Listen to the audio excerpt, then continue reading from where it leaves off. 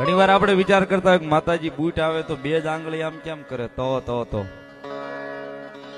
માતાજી તોતડા નહોતા સાહેબ, અને બે જ આંગળી વળી પાછી. પણ એમાંય કઈક સાહેબ મરમ પડ્યું, એમાંય કઈક વાત પડી છે. તેથી મેરિયાને અમરપટો આપ્યો ને તેથી કીધું જે પાલખે હું બેહીશ ને એ પાલખે પેલા મેરિયા તને જમાડીશ, તને પેલા રમાડીશ ને પછી હું વાટાળી રમીશ. આહો મહિનાના માતાજીના નોરતા આવતા ને તેથી મેરિયો ભગવતી જોગમાયા માનો જવાબ લેવા હાટું થઈ પોતાની જીભ વાટીને તોરણ બનાવીને માતાજીને પહેરાવતો લે માડી.